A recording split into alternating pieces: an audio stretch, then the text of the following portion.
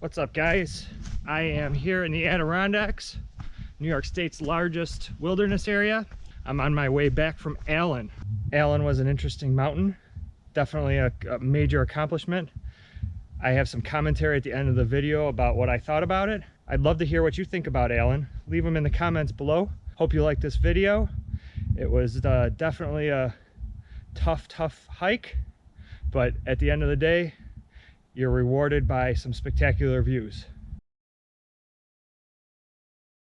After yesterday's hike, I'm not sure what to expect for today. I know Allen is a tough hike, mostly because of the distance and the red slime on the rocks. You know, yesterday was very wet because of the heavy rains the night before. I have a feeling it's going to be a lot more of the same, slopping through the mud. Not sure what to expect for the red slime. We brought our micro spikes, seeing suggestions that might help on the rocks with the red slime. We'll see when we get there. We're making our final preparations for Allen. Can't get out of here quick enough. I'm freezing. I got to get moving. It's a little cooler this morning than I was expecting. Then putting on wet and muddy shoes didn't help. And I think I screwed myself up by drinking a whole lot of cold water real fast. I wasn't bad this morning when I woke up, but now I'm freezing, so can't wait to get moving. Looks like our tootsies are gonna get wet right off the bat here. I think they said there may have been something a little bit more downstream. We got a choice, go on our tootsie feet or just walk across. I think I'm gonna just walk across. My feet are wet already. They're only gonna get wetter as the day goes on, so I think I'm gonna do what Bob's doing. He's doing pretty good there, kind of staying out of it.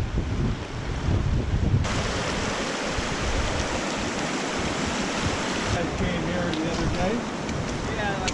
Yeah, we came in on Monday. Yeah. Where you headed?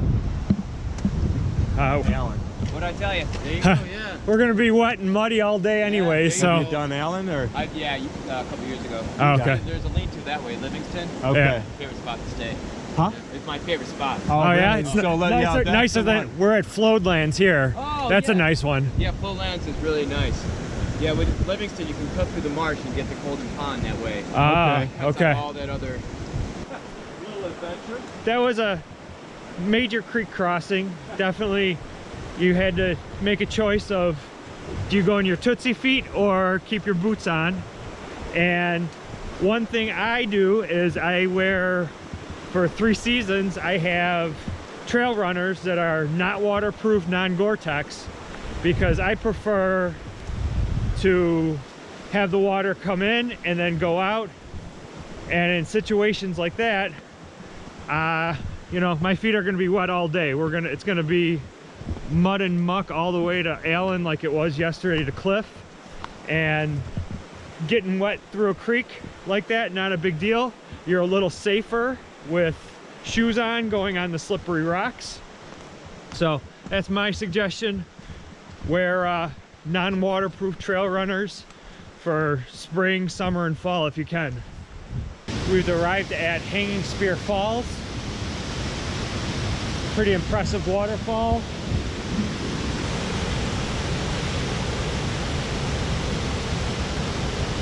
So this is one of the waterfalls that Paul Schaefer and Howard Zani came to see. That book, Hanging Spear, with Zani, was inspired by the trek they did here. And this is the waterfall that was part of the inspiration for the Wilderness Act. I don't want to jinx anything, but we're almost 1.5 miles into this trail to Allen. We've already seen Hanging Spear, and this trail is fantastic. There's no rocks, no roots, very little water. Compared to the trail yesterday going to Cliff, this is a godsend. We should be making pretty good time to the base of Allen. If Bob was moving a little faster, we'd be making better time. It ain't happening. You know what you got in me, though. You know what I mean? If you keep on asking me, I know you've accepted me as a hiker.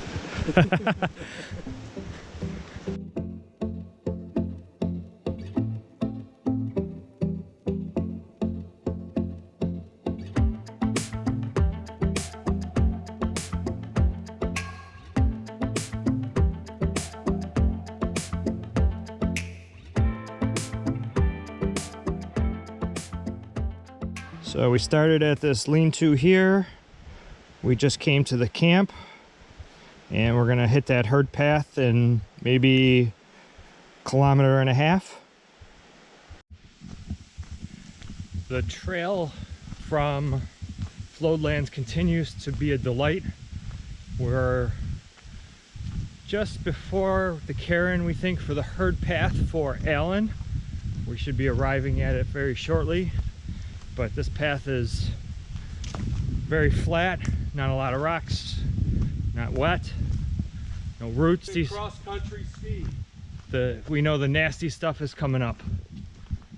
Oh, why do you have to ruin it, Mike? It's gonna be like this all the way to the peak. Nice and flat, right? I believe we've arrived at the herd path to Allen. We came from this direction, which says Mount Marcy via Lake Colden, which makes sense. That's where we came from. And then right there you see the yellow sign, yellow marker sign, which would be the trail back to Upper Works and probably Mount Adams trailhead, the traditional route to Allen. And then right behind me here, we're beginning the herd path up to Allen. We've come to a road. Yep, up here. Opalescent Road, and arrow that way, probably a rock cairn up there.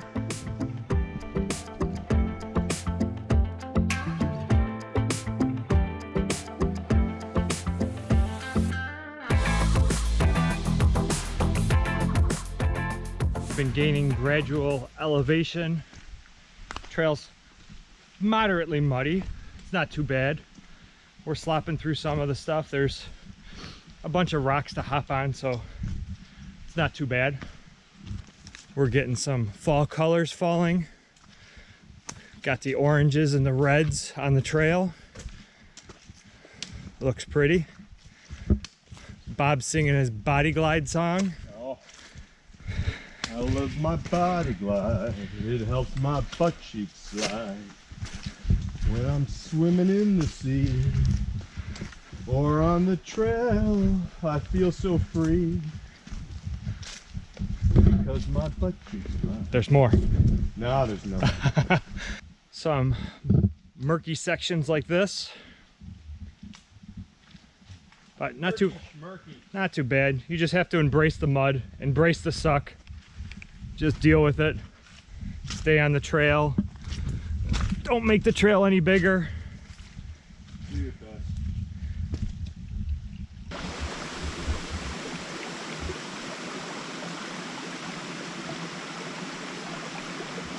So we're trying to determine where we are. We've come to this brook. We're taking on some food and splashing our face with some water. And looking at the map, I believe we are crossing this brook right here, because according to my watch, we can see it a couple different ways. There's the route and there's the elevation profile. So if you see that, we're just to the base of the elevation. I think we got a bunch of climbing to do now to the summit. So we have the second brook to cross before we hit elevation. There's a rock cairn, and actually looks to be, nope, it's a do not camp here. Looks like people have camped there. It's interesting, we're seeing toilets on the way here. I wouldn't have expected it for a trailless herd path, but there's been a bunch of toilets. Looks like people have illegally camped there several times. It's well trodden and there's a sign, don't camp here. And so begins the climb. We follow this brook all the way to the top. The things that we were warned about on this trail from the trip reports is the red slime on the rocks. I think this is it. It is slick, but definitely when it's wet. Not too bad so far. I'm not sure what's causing it. I don't know if it's a cyanobacteria or if it's something off of the moss.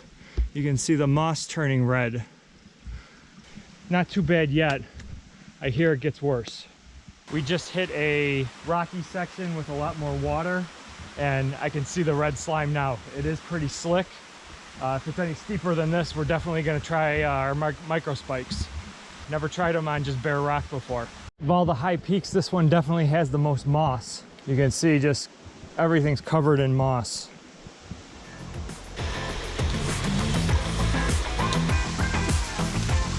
Most trailless peaks, there's a lot of scrambling and crossing a brook.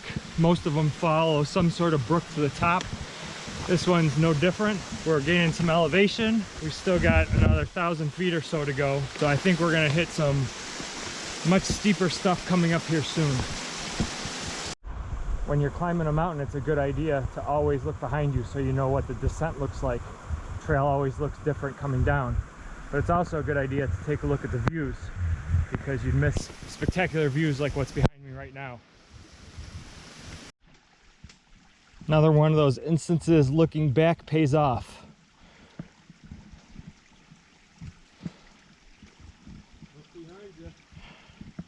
So everybody we've talked to so far and all the reports, this cairn, we have to go up this slide. They say go to the left of the cairn, so we're gonna do that. I think I'm gonna actually maybe try my micro spikes on this and give it a shot, because it looks pretty slick. There's a lot of slime and it's wet. I'll see how they are in this first part and give it a shot. I'm gonna go without and we'll kind of see.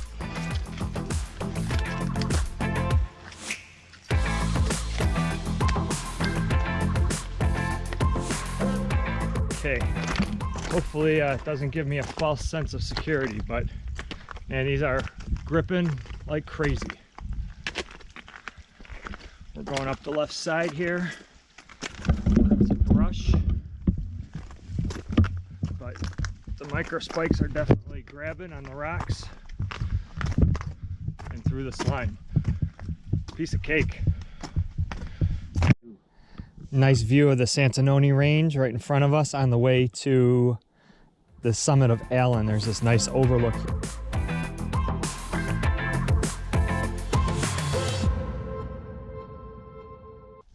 We made it. Way to go, wow. Bob. That was a long one. That was some elevation there.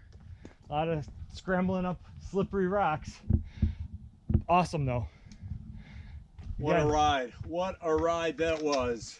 So the best overlook for Allen is, there's the sign. Just to the right of the sign is a trail. It opens up to a spectacular overlook. Just about 50 feet. Don't have to bushwhack through it. Well-trodden trail. It opens up to this. Beautiful, isn't it? Really an amazing view.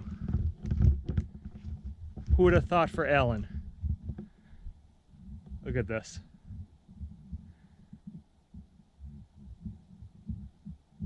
Incredible.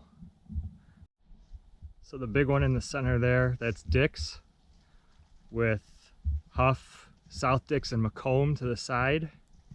And then as we come over here, we've got the big one in the middle here is Mount Marcy. Right in front of us is Haystack.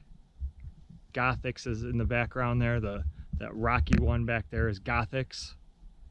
You can see Giant off in the distance. Fantastic view. Gothix looks awesome from here. Just all of those exposed rock slides.